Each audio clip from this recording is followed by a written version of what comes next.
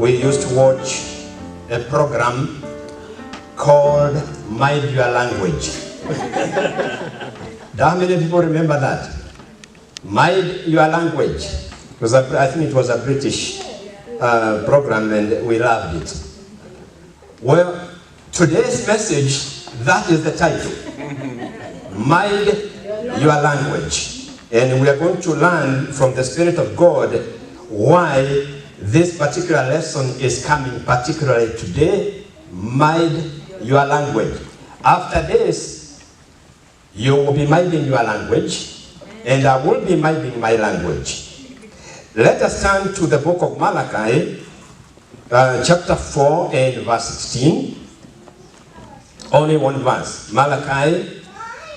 To find Malachi, quickly go back to Matthew, then go backwards. It's the last book before Matthew. That makes it easier for us to find. Yes. Malachi 3 and verse 16, not 4. Malachi 3 and verse 16. It reads, "Then those who feared the Lord spoke to one another. And the Lord listened and heard them. So a book of remembrance was written before him for those who fear the Lord and who meditate on his name." Father, I bless this word. Even as I begin to speak this word, I step aside so that, Holy Spirit, you can begin to minister this word. There is something you want to teach us today. We are willing to listen. Every spirit that may interfere in one way or another, once again, we bind such spirits, we command them to depart from this place in Jesus' name. Once again, we take possession of this place on behalf of our captain, on behalf of our general, on behalf of our Lord and Savior Jesus Christ, and declare this place is holy ground. It is in Jesus' name I have prayed. Amen. Amen. So the title of the message today is Mind Your Language. The reason why we are being commanded to mind our language is because the Lord is deliberately listening. Not only is he listening deliberately, he is also hearing every word we are speaking. It appears that this particular passage is addressed to a particular group of people. Those who fear the Lord. Do you fear the Lord? Yes. This conversation is for you. Amen. This particular portion of scripture is addressed to you. It is addressed to those who fear the Lord. It is addressed to those who meditate on his name. Now, therefore, it is important to identify yourself.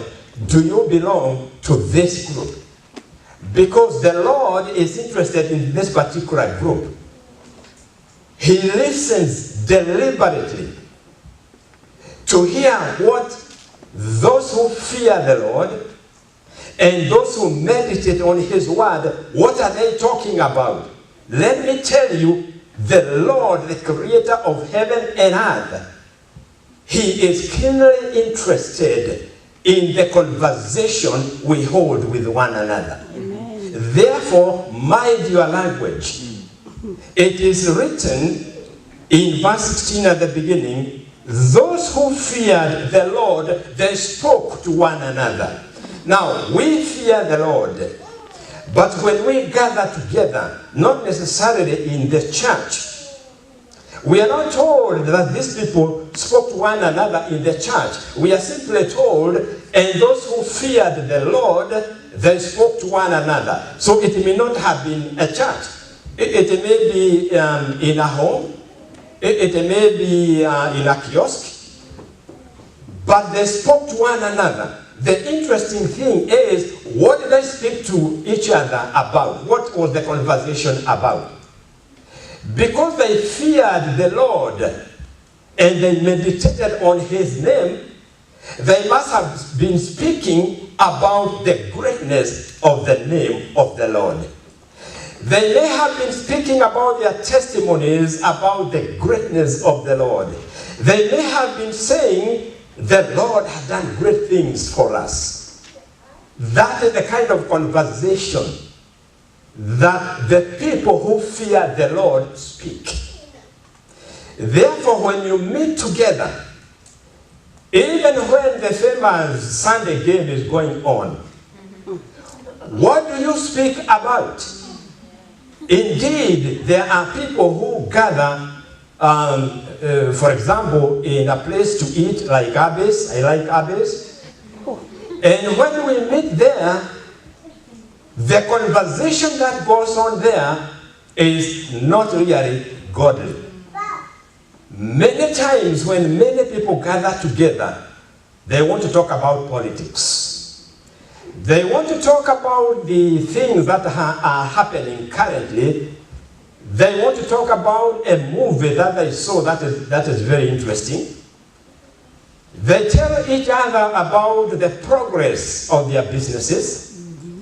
They talk about their achievements and so on. By the time they finish, it's time to go home. There is no mention of the name of the Lord. There is no testimony about his goodness. They do not sit and say, wait a minute. He saw me through yesterday. I had a difficult situation, but the Lord saw me through. They do not speak to each other in psalms and in songs.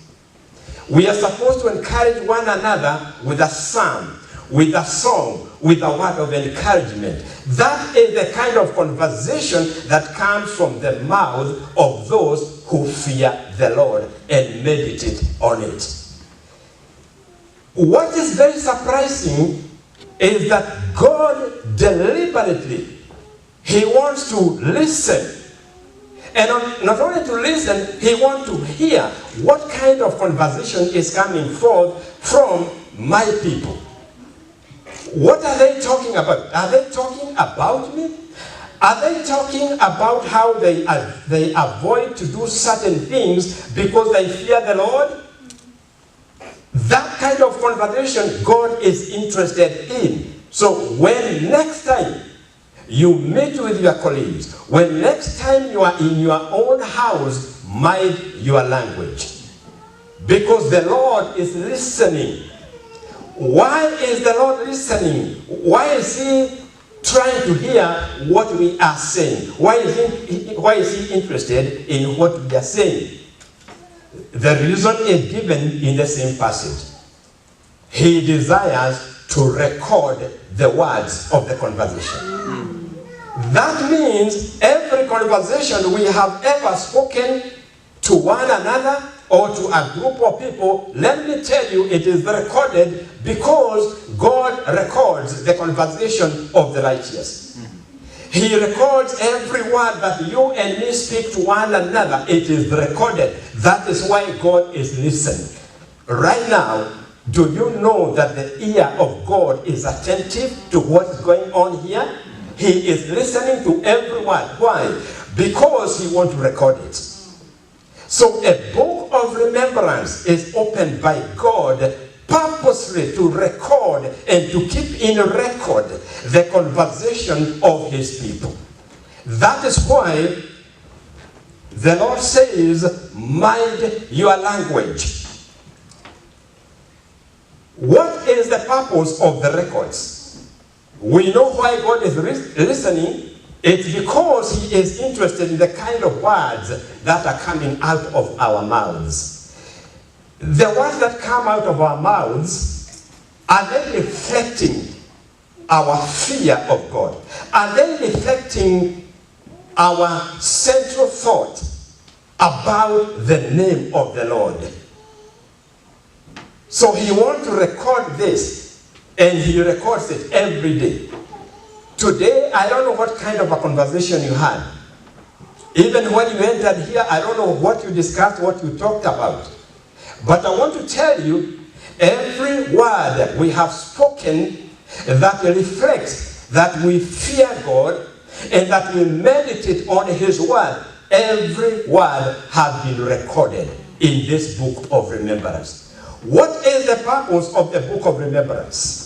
There is a wonderful purpose, and that's why God is interested in what we say to one another. Listen to what the word is saying. Those who feared the Lord spoke to one another. Aruna, I know you fear the Lord. What did you speak to your children this morning about? It must be something that reflects the fear of God that is in you. That which comes out of us, because out of the heart the mouth speaks. Amen.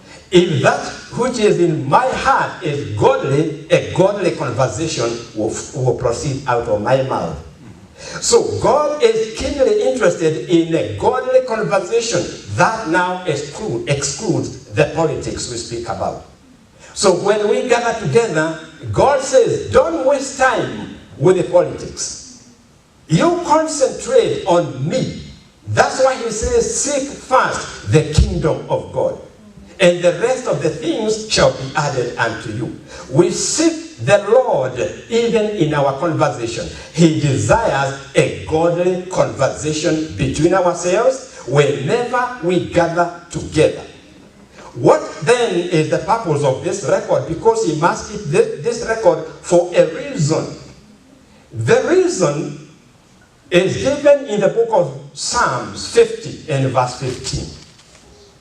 The reason is given by God himself why he keeps this record of our conversation. This makes it more interesting. Call me in your day of trouble, and I will deliver you. Hallelujah. Amen. He records days. This book of remembrance is kept by God because a time will come, a time of trouble, when you and me will need to call upon his name. And when we call upon his name, guess what? He will open the book of remembrance. He will remember. At a specific time, you and somebody else, you met and you spoke to one another concerning his greatness. Hallelujah. Mm-hmm. You did not waste time with the things of the world, but when you met together, you began to say, this God of ours is great. Amen. You began to express your faith. You began to express the fear of God in you. You began to say to one another, for me, I would rather have God than the wealth of the world. I would rather talk about God and not talk about other things. That time when you had that discussion, it was recorded. And today, you may be crying to the Lord. Today, you may be saying, my God, I am in this mess. I don't know how to get out of it. I am in trouble. Today may be your day of trouble, and you are crying out to the living God. Guess what? He will simply turn to the book of remembrance, and he will say, yes, they spoke with someone else. They spoke about my greatness. Therefore, bring deliverance. Hallelujah. Amen. So the purpose of this book of remembrance is for God to hear his people in their day of trouble. I want to show you a very interesting case in the book of Esther that was very well read for us by Diana's daughter. We have the story of Mordecai, a Jew, and we have the story of Esther. You remember the Jews were exiled, and this time they were under the Persian rule. They were exiled, taken out of their country by King Nebuchadnezzar, the Babylonian king. And after King Nebuchadnezzar, the kingdom that took over after him was the Persian and the Medians. At this particular time in the book of Esther, there is this Persian king, and one day, the Bible says at the beginning of chapter 6, he was moving around in his room and he could not sleep. He was troubled, but he didn't know why he was troubled. In the background, there was a plot that was being hatched by a commander called Haman. Haman is described as the enemy of the Jews. To cut the story short, the Jew Mordecai, there is one thing he refused to do. He refused to bow to Haman when he was passing. Mordecai said, I cannot bow to a human being. I'll bow to my God. Hallelujah. Remember, God specifically forbade worship of any image or any human being apart from the living God. And Mordecai said, I hear you, Lord. I will not bow my knee to a man. And whenever Haman passed in the courtyard, everybody would bow. But Mordecai said, not me, I bow only to my God. Hallelujah. That is faith. But this irritated Haman so much. Every time he went home in the evening, he would go with a very silent face. And the wife would ask him, what's the matter, my dear? And he would say, there is this guy, Mordecai, a Jew. He doesn't bow like other people. I am really angry about this guy. And he was given advice by the wife and his colleagues, and they told him, why don't you ask the king to hang him? And Haman said, well, that's a good idea. And Haman was a very trusted man by the king. So he knew if he suggested that Mordecai should be hanged, he knew the king would agree. So he told the wife and his colleagues, I'm going to do exactly that. That's a wonderful idea. I'll get rid of this Jew permanently. Well, what he did not know is that those who worship God, they have a living God. And God saw the humility of Mordecai when he refused to bow to Haman because of his faith in God. So at this particular night, for some reason, and we are going to talk about the reason, the king was in his palace. He was very restless. Something was stirring in him, and he was unable to sleep completely. Then he thought the best thing is, let me occupy myself with something. So he said, bring me the records. And the records were brought to him, and he began to read. Maybe somebody was reading for him. And he came to one record. The record that said there were two men who wanted to assassinate the king. And Mordecai overheard the conversation, and he reported the matter to the king, and the king was saved, and the two guys were executed. When the king read that record, he said, wait a minute, what was done to this guy, Mordecai? And the servant told him, nothing was done. Immediately, the king said, who is in the courtyard right now? And that at that particular moment, by divine arrangement, hallelujah, by divine planning, Haman was in the courtyard. And they told him, Haman is just coming in. So the king called Haman and he asked him, what do you think should be done to someone who has done a great favor to the king?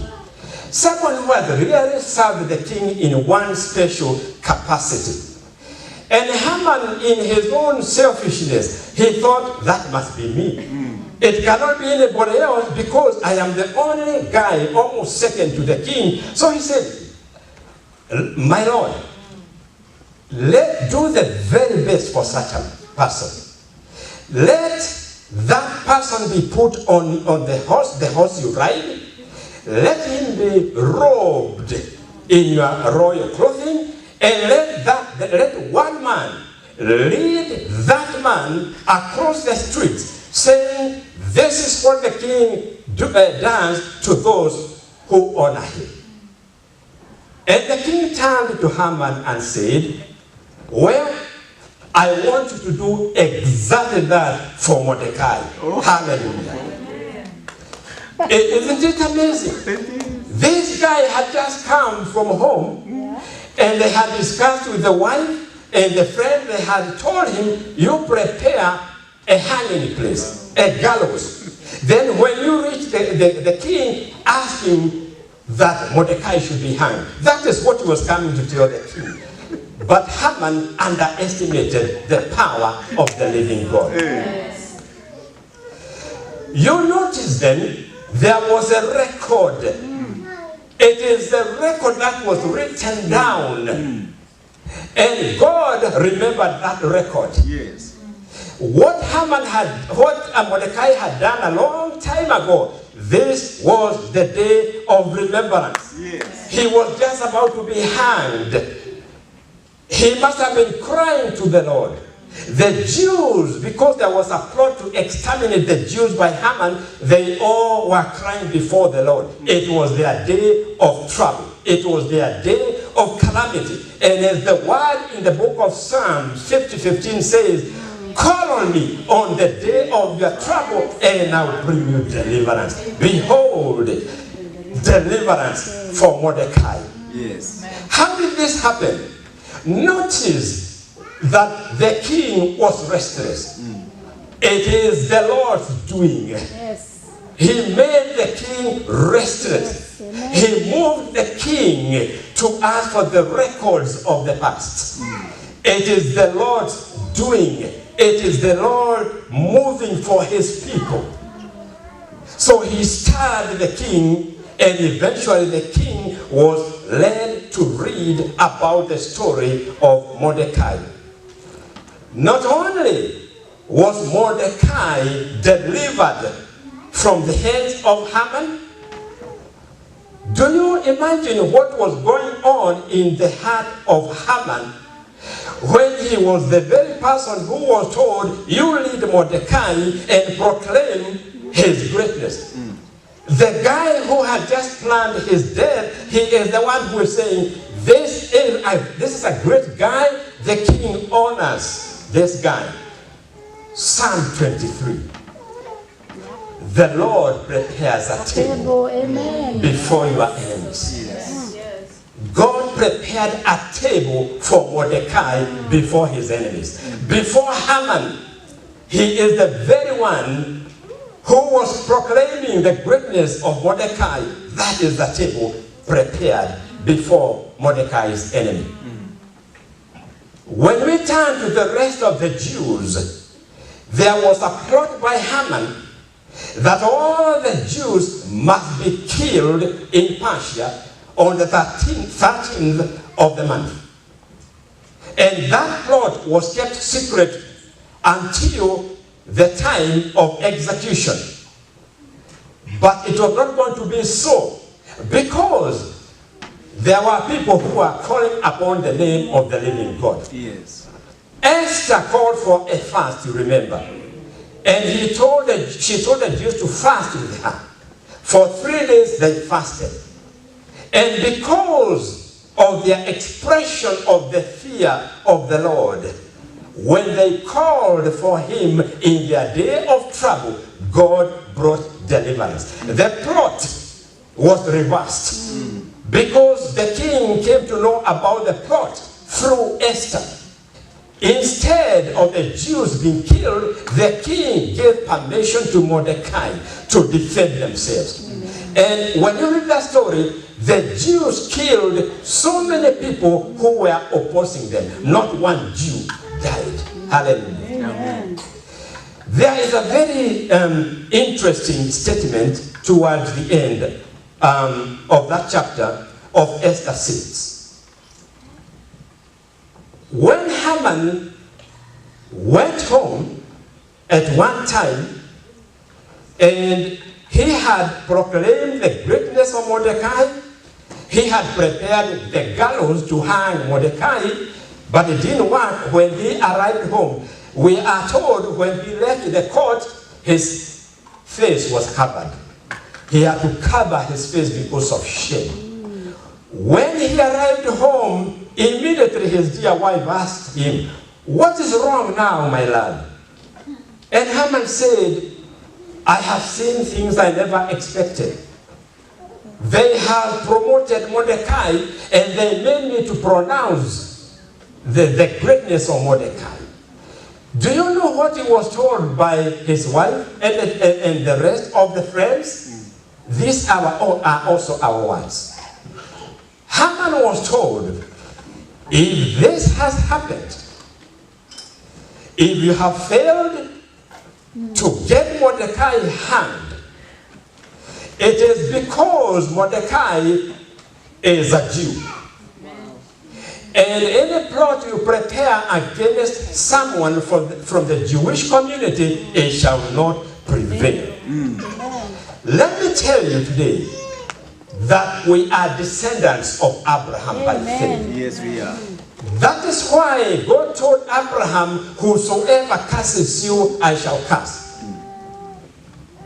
Now we find a situation where there is a man, Haman, he has tried everything to destroy a descendant of Abraham, but he was told clearly by his wife, you will never succeed. Let me state this today. You are a child of God Almighty. You are a child of the King. And any plans that have been prepared against you, if you are truly a child of Jesus Christ, it shall not prevail. It will not. There is no plan that is going to prevail against a child of God. That's what this man, Haman, was told. Now, what is the conclusion of this message? Because I want to form some conclusion to help us so that we can carry home with us something wonderful. The first thing I want to mention then in conclusion is this. From today, mind your language, because you know the Lord desires a godly conversation. Aim at a godly conversation. Wherever you are meeting with the people, speak about the Lord. Speak about the Lord Jesus Christ. Speak about the greatness of his salvation. Speak about the things of the kingdom of God. In other words, from this day, we deliberately say we will speak godly speech. Amen. Our conversation will be godly from this moment, because every word we are going to speak is going to be recorded. God is listening to hear what are my people saying. The second thing is this. We must be aware of the presence of God. I don't know how we can put this, because when you look at, if you just look, you cannot say, where is this God they are talking about? Sometimes you say, the Spirit of God is in this place. You try to look around, you don't see anything looking like the Holy Spirit. But it is by faith you know he is present. Amen. He is like the wind. You don't see the wind, and yet you know the wind is blowing. You only see the results of the presence of the Holy Spirit when you hear testimonies from people. The bishop just testified. He said he came seeking for the Holy Spirit, and he says he has found him. Can he put the Holy Spirit in a bottle and begin to show you this is the Holy Spirit? No, it is by faith. And what he spoke is the result of the presence of the Holy Spirit. Amen. When you go outside and there is a wind, you cannot get hold of the wind with the palm of your hand and say, this is the wind. But when you see it blowing on the trees, you see the trees are swaying, that is the evidence that the Holy Spirit is there. Amen. In the same way, oh, hallelujah. Hallelujah. When you feel your hearts are pumping, when the choir is ministering, when the message is going on, and you feel like you don't want it to stop, your heart is pumping and you are excited in your spirit, that is the evidence that the Holy Spirit is blowing. Hallelujah. Hallelujah.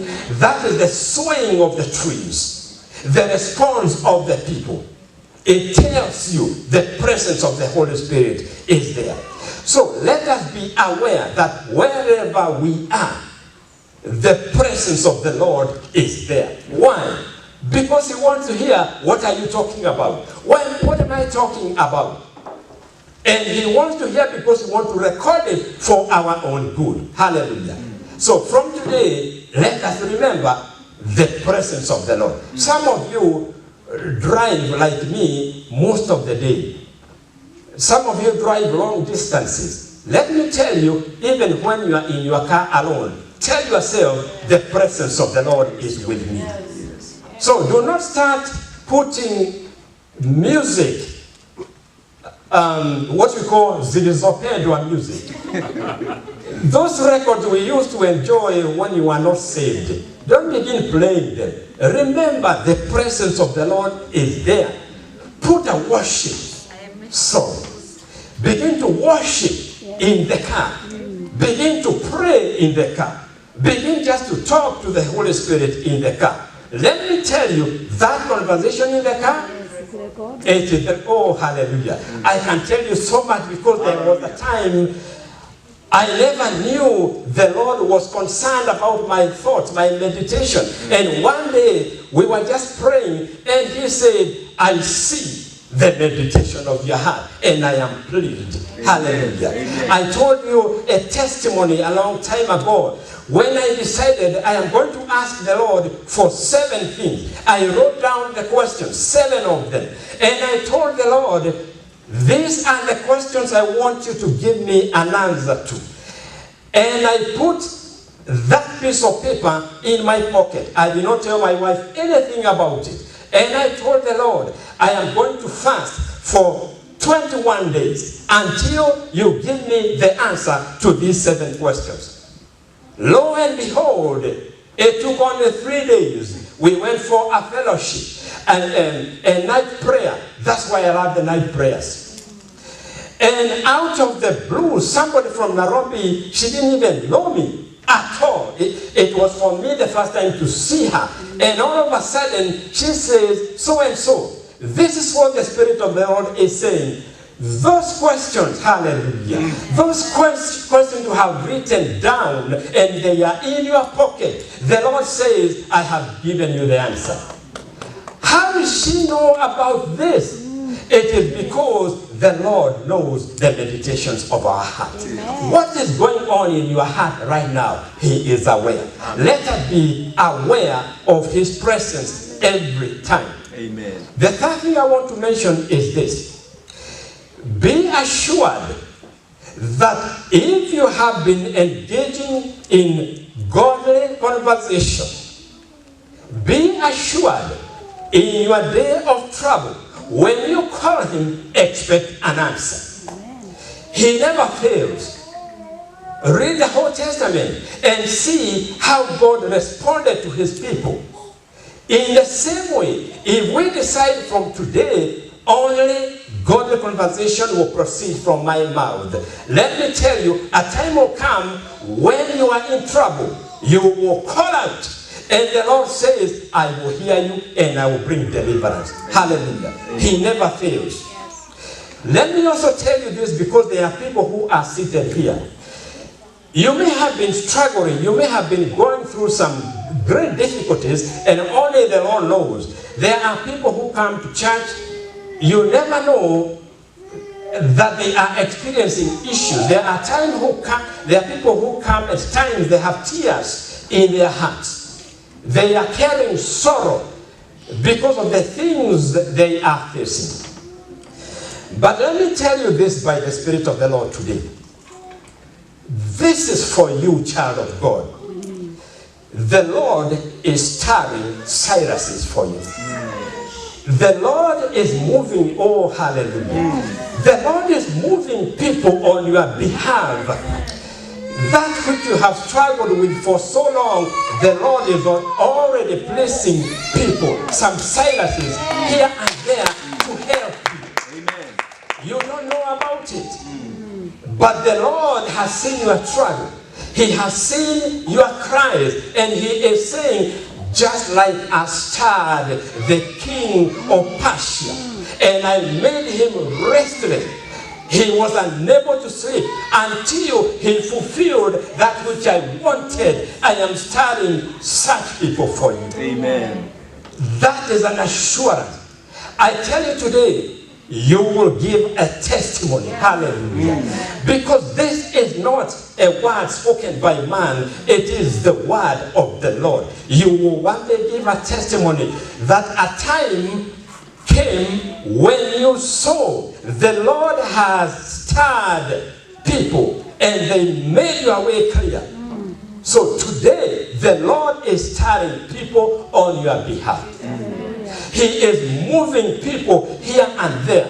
He is placing people in positions so that you can proceed.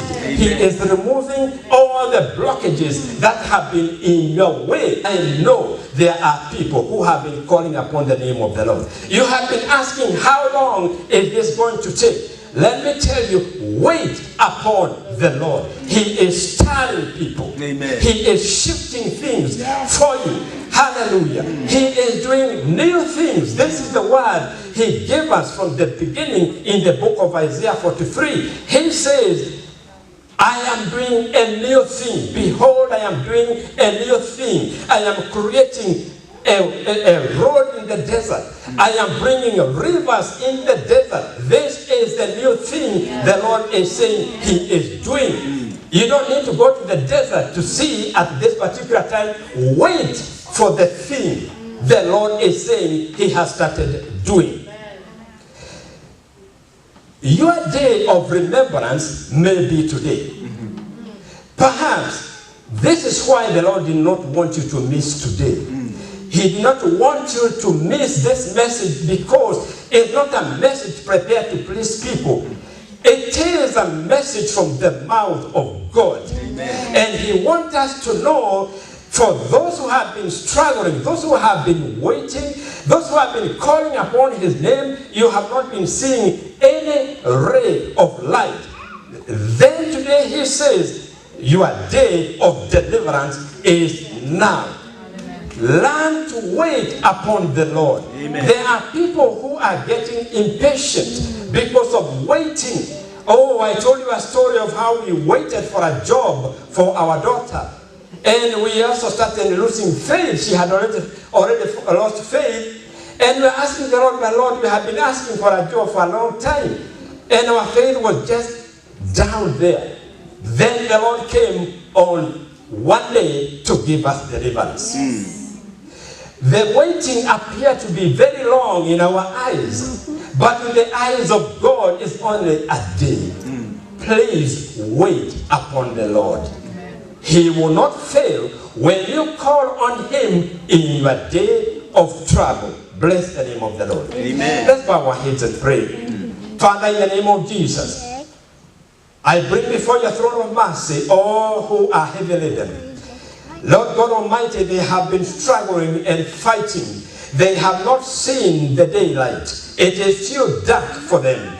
It is my prayer, my Father, that this day will be their day of deliverance. For surely you have seen their struggles. You have heard their cries. And today you say, today is their day of deliverance. Lord, bring swift deliverance to them. Every case that is represented here, every case that is represented by those who are hearing this message, I bring it before you. Lord, I ask for victory, and I thank you for hearing me. I pray, Father, for a newness in our conversation. Sanctify our lives.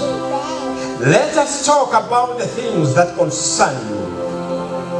Give us an understanding that you are present when we are speaking.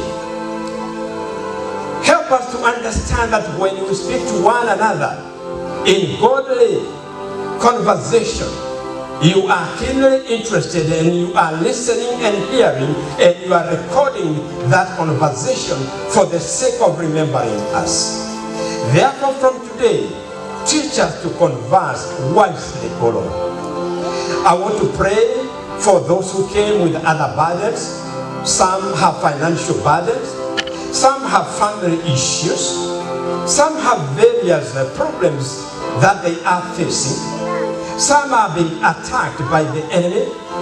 They do not know what is happening in their lives, but there is a struggle that is going on in their lives. Today, my Father, I pray that their struggles be brought to an end. I speak victory in every situation that is represented here and in the lives of those who are listening to this message. I set them free from every struggle, from every attack of the enemy. Father, as we prepare to leave this place, I release your blessings upon everyone. Let your blessings then follow and overtake us throughout this week. Lord, I'm asking that you be our shepherd throughout this week, sheltering us from harm and from evil. We declare as children of God that no weapon formed against us is going to prevail. The weapons formed against Mordecai and against the Jews, it never succeeded. So let it be so in our case. Yes, there may have been plans, there may have been weapons being formed against us, but we declare these weapons null and void. They will not succeed against us. For we are descendants of Abraham, the father of faith. And God said he will bless those who bless Abraham. He will curse those who curse Abraham. We are the blessed of the Lord. And we declare that the blessings of the Lord shall follow us, together with our children and their children to the fourth generation. Lord, begin to open many doors this week for those who have found many doors closed. Lord, I'm also asking for a spiritual breakthrough in the lives of your people. Begin to draw each one of us closer to yourself. Begin to impart your spirit in each one of us.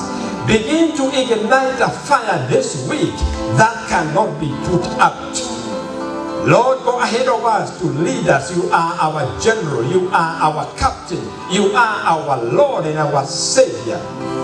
We follow you. You lead us. Only teach us to be obedient to your voice when you command us. I thank you then as I release your people into your hands. It is in the mighty name of Jesus Christ I have prayed, and the people of God say, Amen. And now may the grace of our Lord Jesus Christ and the love of God and the fellowship of the Holy Spirit be with us now and forevermore. Amen. And surely goodness and mercy shall follow me all the days of my life, and I shall dwell in the house of the Lord forever and ever. Amen.